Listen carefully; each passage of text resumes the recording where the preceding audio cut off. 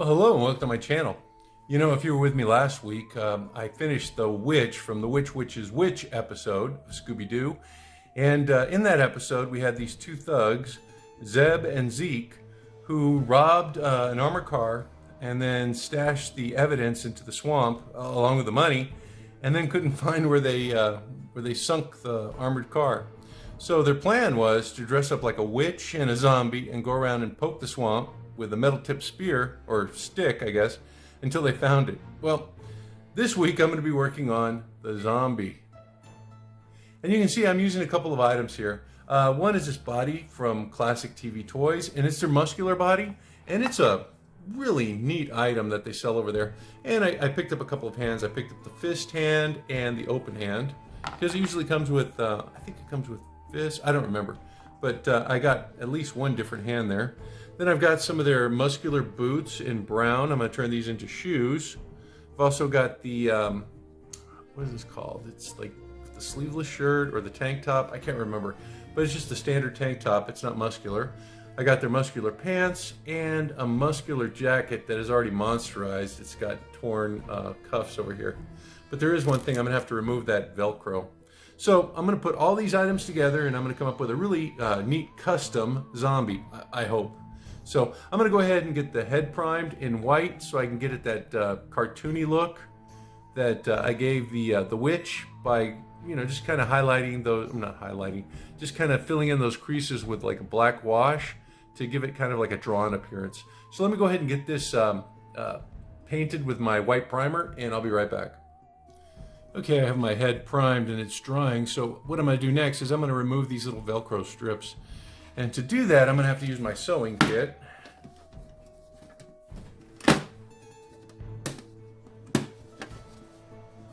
And I'm looking for something called a seam ripper. Here it is. This thing right here. I might use my scissors too. I'll pull those out just in case. And I'll keep this handy, just in case there's something I forgot. Alright, so, let's see. I'm going to go ahead and open up my seam ripper and tack this from the inside so I don't rip any seams that aren't supposed to be ripped. And I'm just going to go along the edge here until I get a little bit of separation. Once I get that separation, I can make things a lot easier by sticking the ball into the inside and just pushing it along the seam.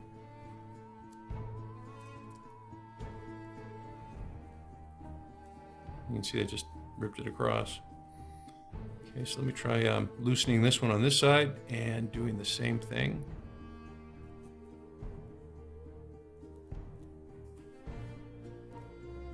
Because once you get a foothold, it's pretty easy to do after that. Just keep the ball on the inside of the seam.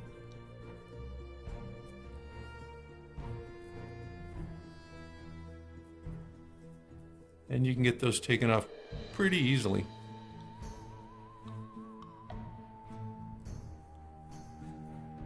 And then once you've got it taken off, then you just clean up the little threads that are there.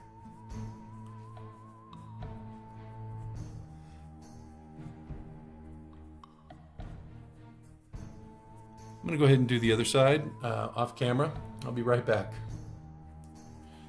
When you're done, you have something that looks kind of like this. And you can see that's going to fit a lot better on the figure. Just clean up those little extra threads.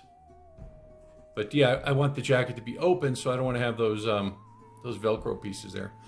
Next thing I think I'm going to do is I'm going to take care of the shoes. Now to make these cuts, I'm going to have to find an index, and there's a little crease here. So I'm going to make my first mark there. And then my second one's going to be underneath the ankle. And then my third one is going to be this part right here. So it's going to come around like a loafer. Down that way.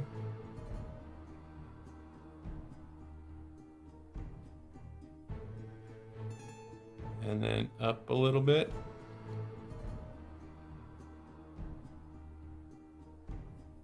And then I'm going to make the cuts there. And to do that, I think I'm going to use these curved scissors.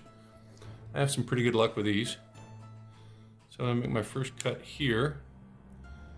And then I'm simply gonna go down along the edge. I'm probably on the outside just because I don't want to, I mean, I can trim if I need to, but if I go too far, then I'm kind of sunk. So I'm just gonna cut along the outside edge. Then I can go back and I can trim them up.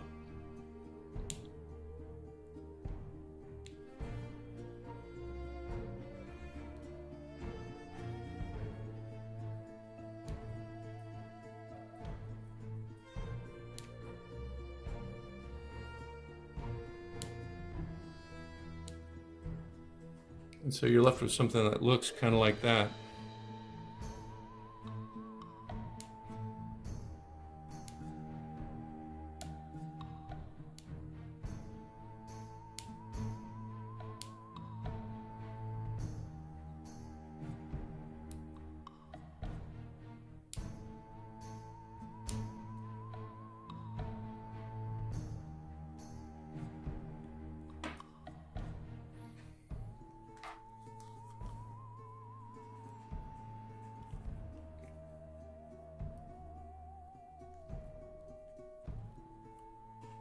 And boy, I got a shoe. I'm going to use some acetone to go ahead and remove those lines. Now a little acetone.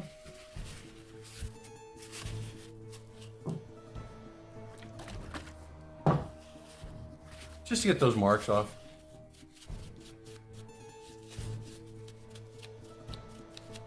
And you can see it works really, really well.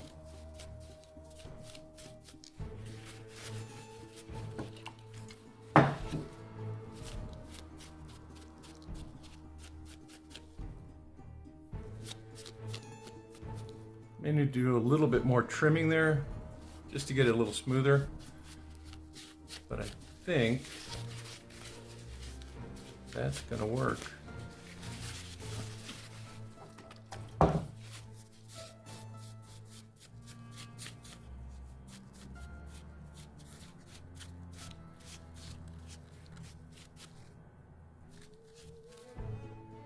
Let me get them on my figure. Yeah, I think those look really good. Oh, I need to do a little more cleanup. But yeah, those are the shoes. Next thing I'm going to do is I've got this white sleeveless shirt. I'm going to use some RIT dye that I've got. I'm going to go ahead and dye this green. So I got my dye simmering. What I did was I used about a quarter cup of this peacock green. And then I came back and I just put like half a teaspoon of this black in there. Because I want a dark, like olive drab color. So I'm going to go ahead and take my shirt, nice and white. I'm going to drop it into my dye. I'm going to stir it around a little bit. And I got to let this simmer for at least 30 minutes. So while my shirt is simmering, I'm going to come up with some colors that are going to match this body. Now I think my best bet is going to be this right here. It's called Ogren Green, and it's a layer paint. And then I'm going to dry brush it with this one called the Flayed One Flesh. So I'm going to go ahead and apply the base coat first. And hopefully this worked. I mean, I don't see why it wouldn't, but you know, you never know until you do something, right? So I'm just going to kind of like get this base coat on.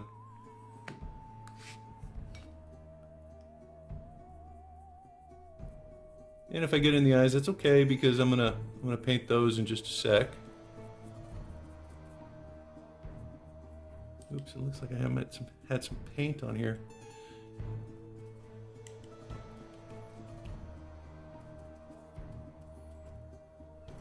Okay, let's try this again.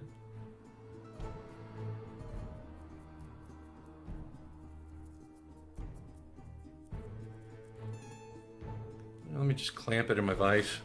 That stick is getting in the way. I used it for my priming and it worked out well, but it's not helping me with the head. And this head, I don't know if you can see it, the neck is at a weird angle, so it's like it's gonna be held weirdly in the vise. It's gonna be pointing down. So let me see if I can get that situated. That's going to be the best I can do, it looks like.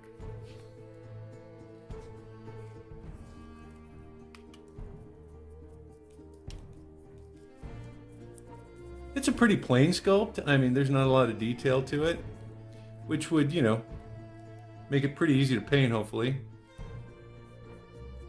I don't know about you, but I'm really excited about all these like Scooby-Doo customs that are available.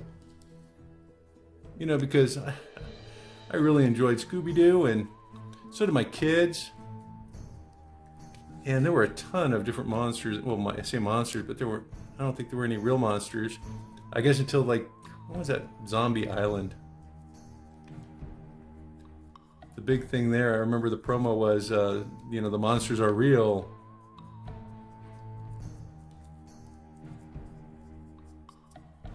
But this zombie's not. Just a guy dressed up. And he probably would have gotten away with it too. Alright, first coat looks like it's on. I'm gonna have to let this dry completely before I go into my my dry brush. But it looks like that's all I'm gonna need. Looks like I'm just gonna need one coat. That's the beauty of these Citadel paints. They go on really well. And you don't need multiple coats. Well, usually you don't need multiple coats.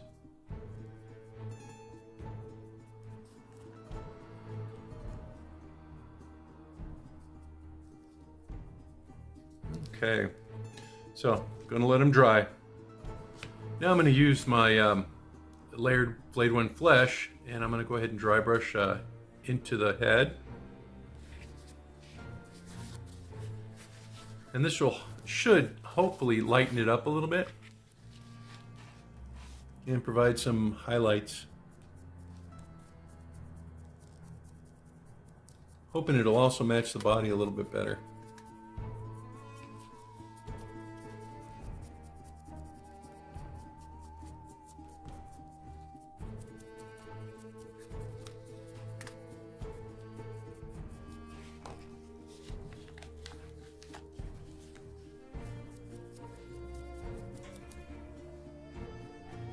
Let me get a little more on there.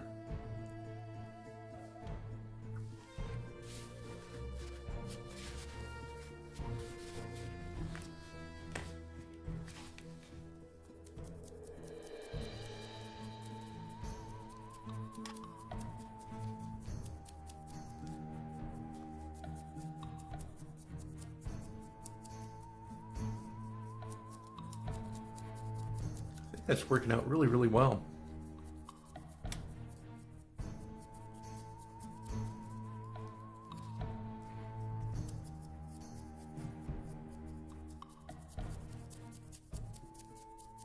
Okay, I'm going to go ahead and put it next to the body, and let's take a look at it and see how it looks.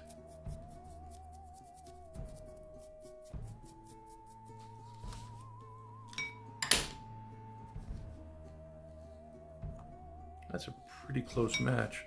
Let me do one more layer of it.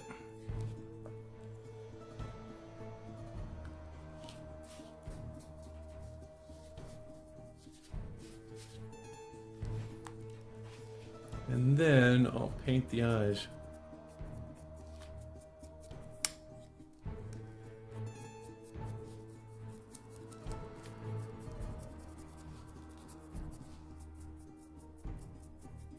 That forehead looks pretty good. The secret with dry brushing is not putting too much paint on the brush, or else you're not really dry brushing.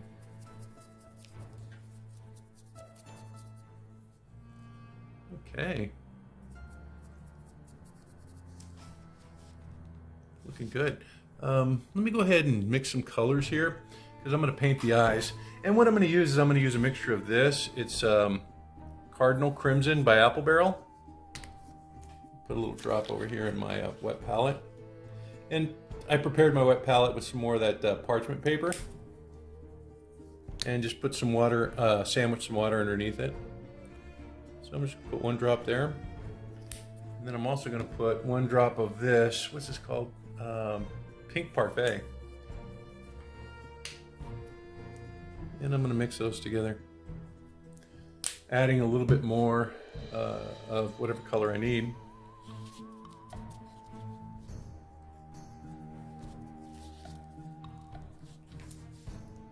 And that's the beauty of these wet palettes. You know, you can mix colors easily and you can keep them there for a while. Okay, one more drop of pink.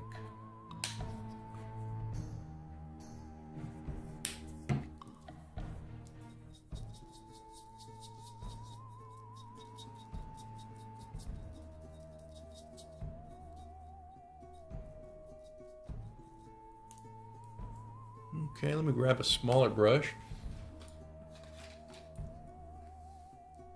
Because what I'm going to do is I'm going to paint the eyes this color.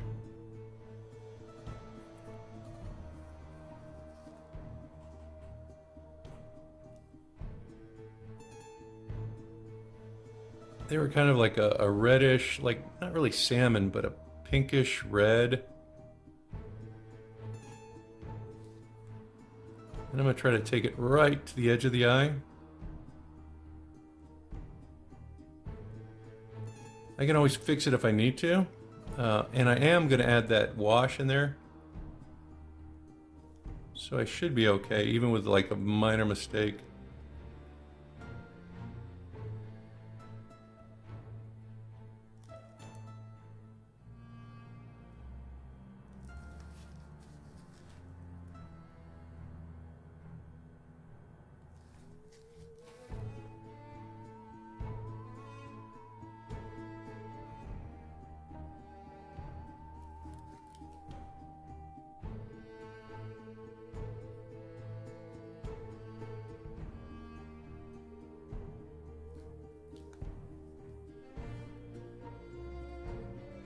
Okay, let me do the other one.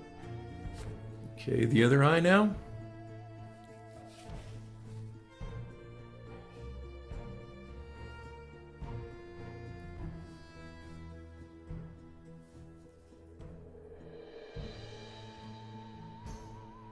I had thought about straight up red, but I thought this was kind of creepier, you know?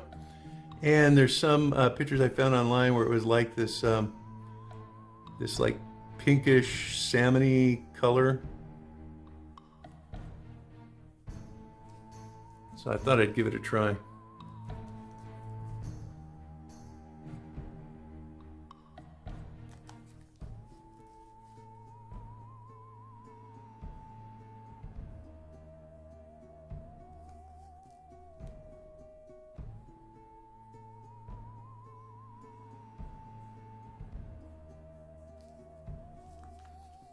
Okay, I'm going to let that dry and I'm going to come back and I'm going to do the black here around the mouth and the black dots in the eye. And that's probably going to be it. Now my Nolan's oil, I'm going to test it out first. I'm going to put it into the nostril.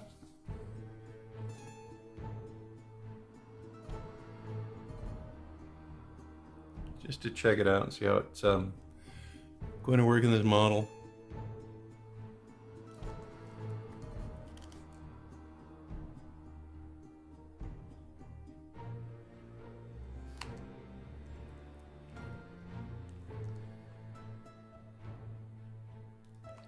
So it looks like I'm going to go full strength.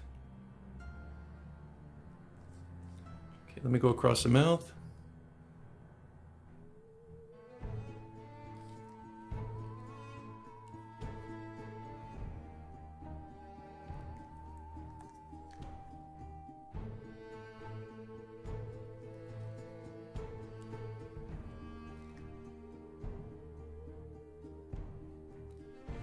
And then up into this, into the lip.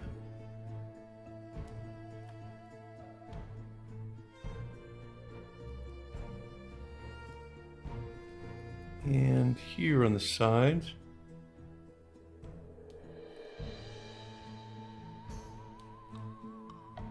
That's coming along nicely. Now around the eyes.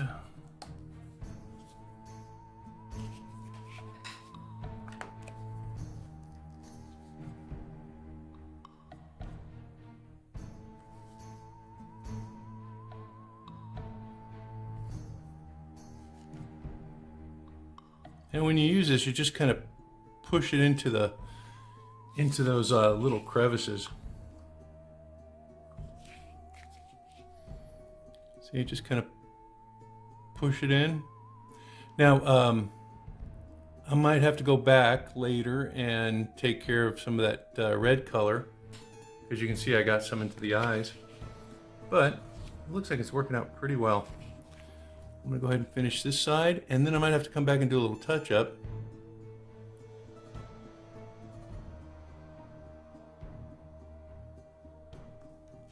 Especially on the cheek.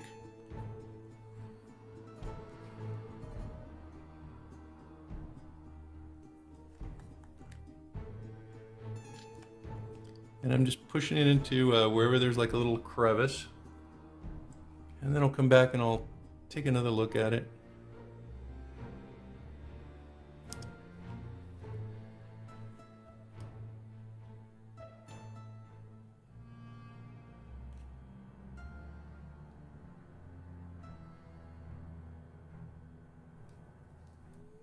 Yeah, that's looking pretty cool. Let me try this, a dot of this into the eye.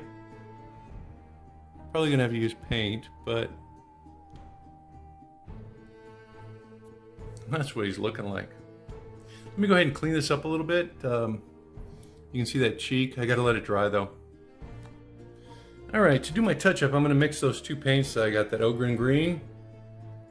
I'm just gonna take a drop of that. And then also my flayed one flesh. And I'm just gonna mix those together on my little palette here. And I'm simply going to just come across and paint where I have a little bit of overexposure on that wash. I tried to use a makeup sponge. I was talking to somebody online, but it just kind of seeps in there too quickly, and it kind of dries like, it's weird. It just kind of like seeps into the material, into the paint. But you can see how that color is kind of like, it's just an even mixture of that green and that flesh. Give me something that looks like that. I may have to go back and repaint these lips because this side does not look good. Oh, hang on. Maybe I'm able to touch them up. Oh, okay. Well, that's good. And then the forehead. I forgot to add wash to the forehead, so I did that off camera. But I'm just cleaning it up with this mixture of paint.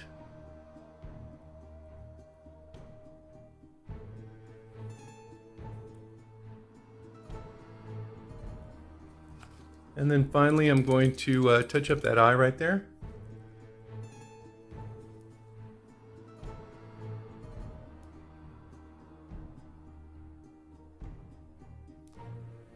And I think I'm done. I might add some glaze to the eyes, but I use that spray, that clear coat, and it kind of ruins it. I guess he's done. I guess he's going to go to the clear coat spray, and I'm going to put him on that body. I'm excited to see this guy. He just looks fabulous, doesn't he? Well, there's my zombie. You know, I've got to say, I think he turned out really, really well, and he was pretty easy to do. You know, there wasn't a lot going on. Here, let me get my Scooby out of the way. As far as the paint apps are concerned, you know, dry brushing is not difficult to do. You can see that the flesh tone actually, it's almost identical to the body tone. And I think that dry brushing really kind of like brought out some of the accents. I think what really makes this for me though is the wash applications to the creases of the face. It looks like a hand-drawn cartoon, you know. You'll notice that I forgot to do the ears. I just added a little bit of wash in there like I did with the nose. You know, because I forgot to do the ears, and as I was cleaning it up, I went back and I added the wash to the ears.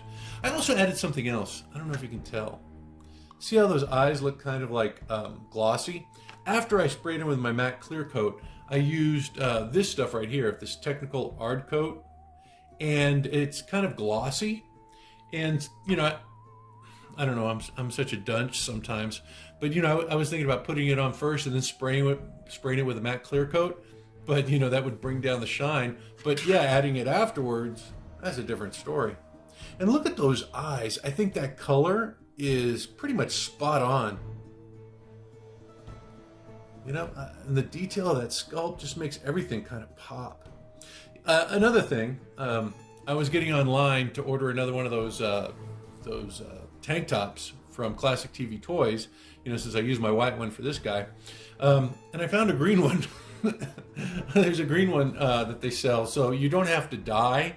It's a little bit lighter than this, but I think it would be probably even, well, I don't know. I like the way it looks here, but it would be pretty acceptable. I mean, I think it would be really cool. It might add a nice contrast to it. So you can save yourself the dyeing by just going to Classic TV Toys and getting their bright green shirt.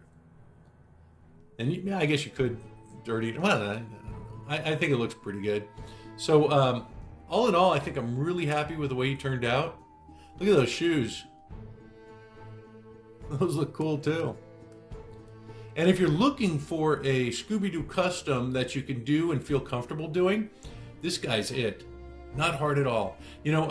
Small brush with some of that wash in there, and then just coming back and mixing those colors and covering up any mistakes that you make.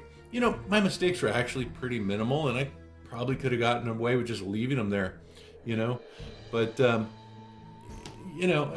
just think it looks real clean. I think it looks real neat. And I'm so glad I realized that I messed up on those ears. But look at the highlighting. You can really see it up close. How that dry brushing really kind of brings out that, I guess, the definition of those higher areas, those raised areas of the sculpt. And just make it look, I wouldn't say realistic, but, give it a tone that looks, really neat. So if you're looking for a custom do that's easy, I would suggest the zombie. Now, I've also got my witch here, right next to him, because remember, these guys are a pair, Zeb and Zeke. I don't remember which is which, honestly. You know what? Maybe I should pull off the mask and find out. Whoa, zoinks! It's Joe Namath. I didn't see that one coming. Boy, who would have thought? So I don't know if it's Zeb or Zeke, but I think at this point it's pretty much academic. I am not going to remove the mask from the zombie, the swamp zombie, because, gosh, who knows? It could be Phyllis Diller or Ruth Buzzy, and I would hate to tarnish any more famous celebrity icons from that era. So I think with that, I am just going to let it go, and I will probably be back next week. So until then, stay safe, be cool, and gosh, oh, wow, I think I'm traumatized.